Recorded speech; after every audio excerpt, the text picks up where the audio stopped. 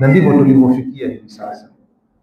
Nchi ambazo zimebeba jina la Uislamu, nchi ambazo zina Waislamu 99.9 na zina viongozi wenye majina ya Kiislamu, bado hawajaamua kusimamisha Uislamu. Leo duniani imebakia nchi moja tu, na ndio inayopigwa vita katika kila upande.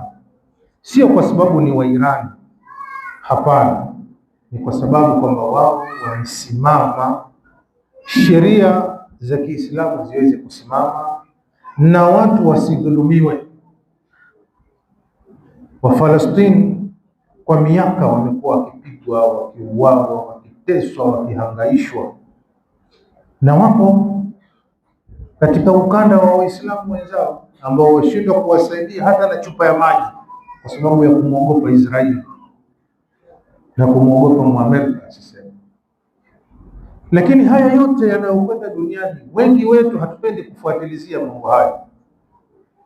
Kuna vitu vidogo ndivyo ambavyo tunavisikiliza na ndivyo ambavyo vinatuelekeza na ndivyo ambavyo vinatuongoza, lakini bila ya kujua kwamba ulimwengu umefika katika kiwango cha mwisho, kiwango ambacho kunahitajika huyu mwokozi aweze kudhihiri. Na kuna hadithi imepokelewa na Imam Ahmad ibn Hanbal kutoka kwa Mtume kwamba Mtume anasema, lau lam yabqa min ad-dunya illa yawmun wahidun la tawwala Allahu dhalika al-yawma hatta yab'atha rajulan min ahli baiti.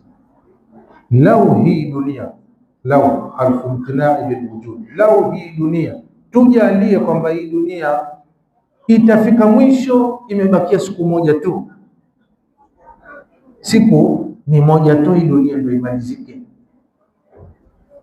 Mtume asema Mwenyezi Mungu la tawwala Allah, lam ya tawkidi, Mwenyezi Mungu atairefusha hiyo siku, haitaisha hiyo siku. La tawwala Allah dhalika al-yawm, Mwenyezi Mungu hiyo siku ataifanya ndefu. Kwa nini isimalizike? Hatta yab'atha rajulan min ahli, mpaka amtume mtu kutoka kwenye familia yangu,